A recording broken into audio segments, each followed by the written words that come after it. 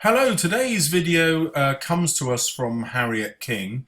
Thank you very much to all of you who've been sending in your essays. I've got loads now and I can't do them all at the minute, so I'm just going to choose ones that show really good examples of how to write, and I'll try and get through the rest as I can.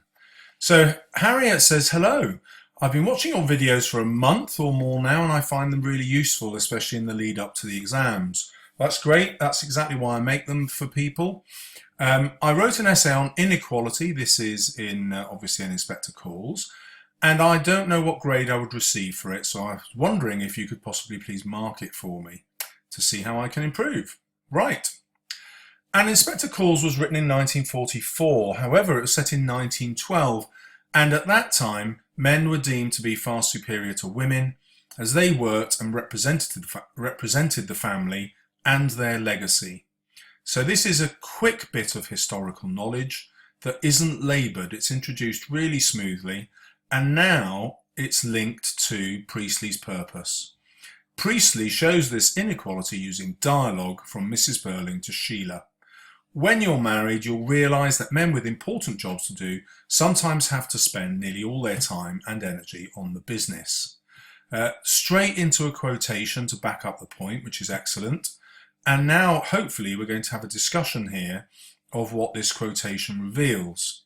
I've highlighted in the play here because you've already said that it's an Inspector Calls, and so we don't need that.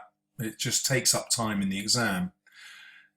Now, what I like here is you're talking about Priestley creating Mrs. Burling. She's not a real person. She's what the examiners call a construct, somebody that he's created in order to represent something. And this immediately makes the examiner want to give you at least an A. You're thinking about the literature and the way that it's constructed. So Priestley writes Mrs. Burling to represent the traditional wife at the time. You use single quotation marks here to show that this isn't a quotation. If you like, you're representing something that's common in society, the traditional wife. Whereas Sheila is portrayed as a representation of the modern woman who defies previous boundaries set for the gender. Excellent use of vocabulary. Priestley makes the mother and daughter share different values. Again, you're talking about Priestley's craft here. And why does he do it? Perhaps to show the difference between generations, and now you're considering an alternative possibility, or to show how one way of thinking is vastly better than the other and more current. Perhaps displaying that the new generation learnt their lesson from watching their parents and their great mistakes. So this is a perfect example of how you're considering different points of view. And now what you'd really need to do here is perhaps quickly move towards the ending, where Sheila accepts the inspector's message and the Burlings don't. Or you may do that further on in your essay. It'll be interesting to see. This quote, we don't have to say it's a quote because it's in quotation marks, and also quote is the verb. The noun is quotation. So if you were writing this, it would be this quotation shows. But anyway, this shows inequality as it implies that women should not be in business but at home, and this is a further exploration of the quotation up here, remember. Crooning over their husband and waiting for every opportunity to see them, not doing anything intelligent and important. This is a bit of a generalization. It works if you can show that Mrs. Burling behaves in that way. So you might refer to her charity and how she doesn't imply her intelligence in that charity, only her prejudice. So what I'm saying here is you need an example from the play to back up a general statement like that.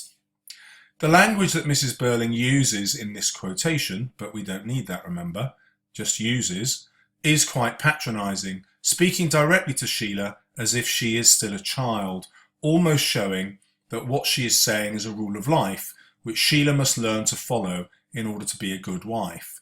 And now that's a very sophisticated point. This use of language should also imply that Sybil believes it to be a mother's responsibility to teach her daughter to be subservient, excellent vocabulary, showing the impact that society has made upon women at the time, almost brainwashing them into believing they're inferior to males. Now, that's a very well made paragraph where you link your points together brilliantly to talk about Priestley's purpose. And then you develop Priestley's purpose further. Priestley does not believe in this backwards ideology, correct use of ideology as well. Throughout the play, he antagonises the character of Mrs. Burling. This is a delightful idea that he's created this character just to sort of torture her. And actually we can see the construction of the play like this. So her final rejection of Eva, Priestley deliberately keeps till last. So you could actually prove this idea of antagonising her. I really like it as an idea. Forcing the audience to have an aversion to her. Excellent. Showing her as a cold woman. That's actually, I think, a quotation from the stage directions at the beginning. Put the quotation marks in. Stuck in her ways, therefore also making the audience dislike her opinions and ideals. That's perfect. What would be even better here is if there were a quotation that showed her opinions and ideals, perhaps when she talks about Eva Smith as women of that class, and we could talk about her prejudice. Sheila, however, gradually gets to show her true beliefs, and the reader sympathises with her most, reflecting what Priestley believes about women's empowerment, using character and dialect overall. Well, dialect is the kind of word choices you make according to which part of the country you come from. So that's not really the correct use of the word. I think you mean just what she says, her speech, to show inequality between genders and the comparison between his current belief and that of the past's ideals. So his, I think, refers back to Priestley's belief. You desperately need another quotation here so that you can talk about how Sheila's views represents Priestley's views. Something like, you know, I suppose we're all nice people now, that sort of sarcasm, or where she comments about the inspector saying, well, he taught us all right, you know, he inspected us. This idea of how Sheila carries the inspector's views and the inspector carries Priestley's views, desperately needing quotations to back up your A-star ideas. Priestley's final rejection of this ideal comes when Sheila denies Gerald her ring back. Well, that's a bit clumsy, so you need refusing to take her ring back. What about this ring, showing that she is aware of the change that Eva Smith has made in her life and refuses to return back to her old ignorant ways? Absolutely spot on, although the quotation's wrong. It's from Gerald, and what you want is the not yet, it's too soon bit that Sheila says. Inequality is also shown through the way that Eva Smith is treated by the social hierarchy. Now, I've highlighted this because this distinguishes you from other candidates. If we go back to your title, which, well, you haven't given us a title, but it's about inequality in the play, most students would start with Eva. And your response is quite sophisticated in that you start with Sheila and Mrs. Burling and only get to Eva later. And that's a sophisticated bit of thinking because, of course, we meet Sheila and Mrs. Burling first, and you're talking about how Priestley constructs the play that way. And I think you could do a little more here about why he withholds Eva until we've seen the inequality in the family at work. Anyway, in this case, Mr. and Mrs. Burling. Throughout the play, the couple smite the lower classes and show no respect to Eva, despite her tragic death. If you don't come down sharply on some of these people. Now, this is very good. I've taken exception to the word smite, which normally carries the connotation of also killing. Although, on reflection, they kill Eva, and Eva represents the lower classes, so you could get away with it. Eva Smith was written by Priestley to represent the workers, so now you get away with it. And the average person at the time, so the language used by Burling in this quotation, but of course we don't need that, shows us his attitudes towards other classes. Okay, Yes, I was going to take exception to that because it's a general point, but then I realised down here you're going to be specific about that same quotation. Though only talking about 5 women, those are the women he sacked, he described them as these people. This phrase segregates him from Eva, and probably her fellow workers is better, as he uses his speech to remove himself. Now, the individual word choice here you're talking about, and that's his register or his selection of words. Anyway, he uses this register to remove himself from them as if he had never been part of their lives. So you can see the sense of distance by calling them these people. This is a very sophisticated A-star point. Whereas throughout the play, this is contrasted constantly by showing just how many connections they have. And this really comes to the top of A-star or beyond. You're looking at what this speech, choice of words, the register reveals about Burling, and then contrasting that to the structure of the play. And so Priestley uses the structure of the play, these many connections, to undermine the words of the character. And so this is very sophisticated. Burling represents capitalism and the higher classes, shown by props, cigars and port, and his manner of speaking, and is characterised as a pompous idiot. You really need another quotation to back that up, you know, the reference to the Titanic or to the hard-headed men of business saying there's going to be no war, that the audience dislikes severely. With every act, Burling's illusion of segregation is shattered, as is his perfect life, as the inspector shows him the truth of the world and removes all the power he once had. So the truth of the world, you know, we're all members of one body, quotation needed here, I'd suggest. This is a fascinating idea. Does he remove all Burling's power? In order to say that, you'd have to look at your interpretation of the ending and spell out how you imagine a future in which he does lose his power.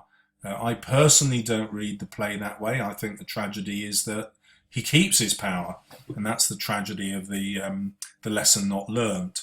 It doesn't matter that that's my opinion. What I'm saying is you have to then demonstrate how this is true in your reading of the play, which you don't do. This would have been a fascinating conclusion. Instead, you end this way. Clearly, Priestley doesn't believe in inequality, and he thinks that capitalism should be shamed. Hence, he removes Burling's sense of superiority. Again, a lovely idea, but it desperately needs a quotation to show that that sense of superiority is lost. Priestley presents his ideas on inequality in this by using character and plot to slowly change the audience's opinions. So you're thinking about the purpose of changing our views in the audience and make him and his wife the villains. That's quite a solid conclusion. I'd prefer a quotation that backed this up. So not only one that showed that they were villains, but actually a better one, how he's going to change the audience's opinions. So in summary, this essay comes from a reader who is clearly at the top of A-star. Well done, Harriet. However, her exam technique has got a major flaw in it, and that every time she makes a sophisticated point, it needs to have a quotation with it. And we've seen how well that is done with this in-depth analysis of the quotation up here, which was done really well.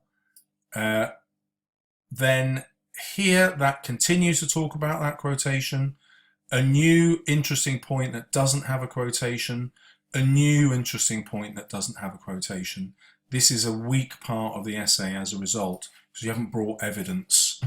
Then this has the wrong quotation. This was very well written about this quotation. This was a major high point of your essay for me, taking apart what these people meant. Here, your quotation is actually about something that's mentioned in the play, which is fine, the cigars and the port. But you can see that overall, the examiner's trying to get a best fit.